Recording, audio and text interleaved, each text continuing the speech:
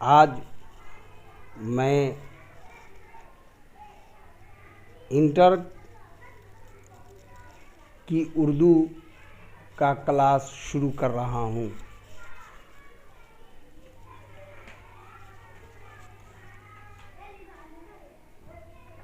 Inter के निसाब में कहकशां हिस्सा 2 है।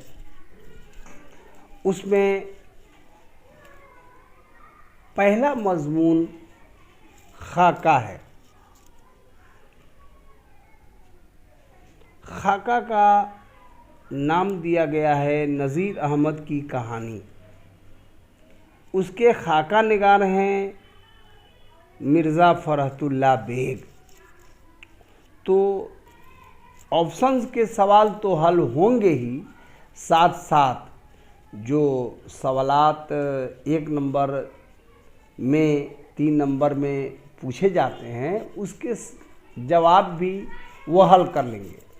मैं आगे बताऊंगा, जब इम्तहान का वक्त करीब हो जाएगा तो मैं इस बात को बताऊंगा कि अगर किसी सवाल के जवाब के लिए आपके पास में एक ही जुमला है और आपको लिखना है 5 जुमला, तो उस एक जुमला को 5 जुमला में कैसे आप तब्दील करेंगे, एक जुमला को 5 जुमला कैसे बनाएंगे, ये इससे आपकी सलाहियत भी ज़ाहिर होगी। और यही पढ़ने लिखने का मकसद भी होता है कि हम किसी छोटे चीज़ को बड़ा कर दें, बड़े चीज़ को छोटी कर दें। ये कमाल जब आपके पास में आ जाएगा तो आप तहरीरी मामले में एक हद तक मकाम आप हासिल कर लेंगे। तो आप देखें, खाका नज़ीर अहमद की कहानी, खाका निगार मिर्ज़ा फ़रहतुल्लाह बेग। मिर्ज़ा फ़रहतुल्लाह बेग का पूरा नाम मिर्ज़ा फ़रहतुल्लाह बेग, वालिद मिर्ज़ा हशमतुल्लाह बेग, दादा मिर्ज़ा अब्दुल्ला बेग, जद्दे अमजद, जद्दे अमजद परदादा को कहते हैं मिर्ज़ा अफज़ल बेग, वालिदा यानी माँ मुशर्रफ जहाँ बेगम, लावल्द बेवा फूफू, लावल्द बेवा फूफी हैं जिनका नाम हुस्न जहाँ बेगम। इन्होंने ही मिर्ज़ा की परवरिश की थी। 10 रोज़ के मिर्ज़ा थे तो इनकी वालदा का इंतकाल हो गया। माँ के इंतकाल के बाद हुस्न जहाँ बेगम ने इनकी परवरिश की। पैदाइश अगस्त 1885, महल्ला चूड़ी वालान दिल्ली। इंतकाल 27 अप्रैल 1947 ईस्वी।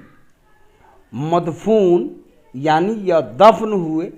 कहाँ दफन हुए ना, दफन होने को मदफून कहते हैं। कब्रिस्तान सराय इलाही चमन। हिजरत जद्दे अमजद, बदख्शां से हिंदुस्तान। हिजरत के मानी होता है अपने वतन को छोड़कर किसी दूसरी जगह जाके बस जाना, वहाँ का बाशिंदा हो जाना। तो इनके जद्दे अमजद ने बदख्शां, जो आपके पहले रूस में पड़ता था, अभी रूस से ये आज़ाद मुल्क हो गया है, मुस्लिम मुल्क है, वहीं बदख्शां पड़ता है। उसी बदख्शां से हिजरत करके हिंदुस्तान में आ गए और यहाँ बूदोबाश इख्तियार कर लिया। और फिर दादा दिल्ली से हिजरत करके हैदराबाद चले गए। वालदा का इंतकाल हुआ जब मिर्ज़ा 10 रोज़ के थे। मिर्ज़ा की बिस्मिल्लाह कराने वाले उस्ताद निज़ामुद्दीन औलिया की दरगाह की मस्जिद में रहने वाले उस्ताद बुज़ुर्ग सैयद वलीउल्लाह हैं। सैयद वलीउल्लाह से इन्होंने रस्म बिस्मिल्लाह कराई, यानी आपके माँ बाप ने रस्म बिस्मिल्लाह कराया। यानी कि पहले के ज़माने में आज भी है, लेकिन हर जगह ऐसा नहीं है। जहाँ मुस्लिम मुआशरा है, इस्लामी रंग और माहौल है, वहाँ बच्चे को जब पहले रोज़ मदरसा में दाखिल करते हैं तो उसे कहते हैं रस्म बिस्मिल्लाह खानी। तो इस तरह मिर्ज़ा फ़रहतुल्लाह बेग की रस्म बिस्मिल्लाह खानी कराने वाले उस्ताद सैयद वलीउल्लाह हैं और कलाम पाक की तालीम इन्होंने मौलवी कमरुद्दीन साहब से हासिल की। उसके बाद आप जब पले बड़े हुए तो आपने इंट्रेंस पास किया गवर्नमेंट हाई स्कूल कश्मीरी दरवाज़ा दिल्ली से। फिर आपने इंटर में दाखिला लिया 1901 में हिंदू कॉलेज और इंटरमीडिएट इम्तहान आपने पास किया 1903 ईस्वी में। बीए आपने किया सेंट स्टीफेंस कॉलेज और इसी कॉलेज में एमए में आपने दाखिला लिया। तालीम से फरागत के बाद आपने मुलाजमत शुरू की। अंग्रेज़ी के मुअल्लिम हैदराबाद के एक स्कूल में हुए। 1908 में हाई कोर्ट में आप मुतरजिम की मुलाजमत करने लगे। मुतरजिम को अनुवादक कहते हैं हिंदी में। 1910 में जुडिशियल का इम्तिहान पास किया और 1939 में हाई कोर्ट के इंस्पेक्टिंग अफसर बने। शादी हुई 1908 ईस्वी में चचा साजिद बेग की बेटी नसीमा सुल्ताना से। फिर आपकी दूसरी शादी हुई। बीवी के इंतकाल करने के बाद, यानी पहली बीवी जो इंतकाल कर गईं, बाद इंतकाल पहली बीवी की बहन हमीदा सुल्ताना से आपकी शोहरत खाका निगारी की वजह से है।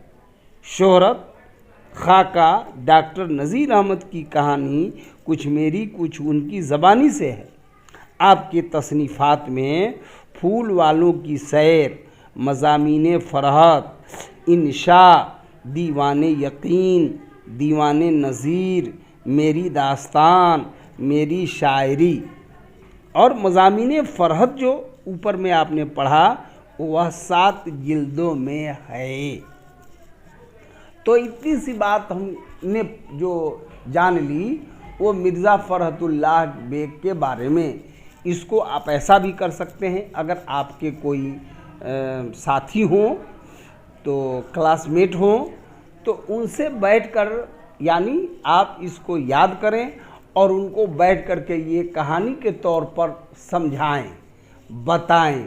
तो इससे क्या होगा, आपके याददाश्त में पुख्तगी होगी, आपकी याद अज़वर हो जाएगी और आप मिर्ज़ा फ़रहतुल्लाह के हालात ज़िंदगी को खूब याद रखेंगे।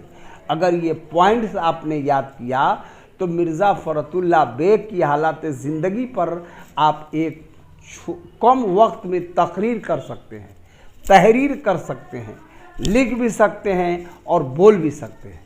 ये आपकी सलाहियत में इजाफ़ा होगा। तो मिर्ज़ा फ़रहतुल्लाह बेग ने जो खाका लिखा है तो उसके बारे में हम दूसरे क्लास में बताएंगे। लेकिन खाका क्या चीज़ है, खाका है क्या, इसके बारे में थोड़ी सी जानकारी आपको मैं दे देना चाहता हूँ। किसी शख्सियत की तस्वीर कशी ही खाका निगारी है। ये मसनूई नहीं बल्कि हकीकत निगारी है। यानी खाका जो है यह सच्ची बात खाके में कही जाती है, सच्चा वाक़या बयान किया जाता है, आँखों देखा हाल बयान किया जाता है। आर्टिफिशियल खाका मकबूल नहीं होता। इसमें शख्सियत की जो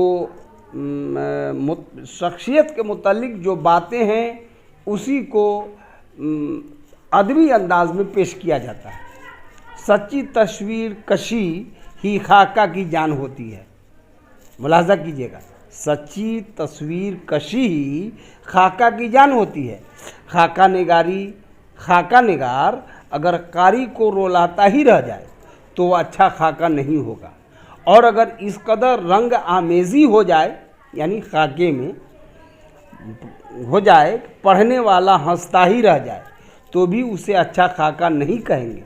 बल्कि इन सब बातों में खाका निगार को तवाज़ुन कायम रखना होता है, यानी बराबरी कायम रखना पड़ता है, रखना होता है, तब जाकर वह एक मकबूल खाका कहा जाएगा।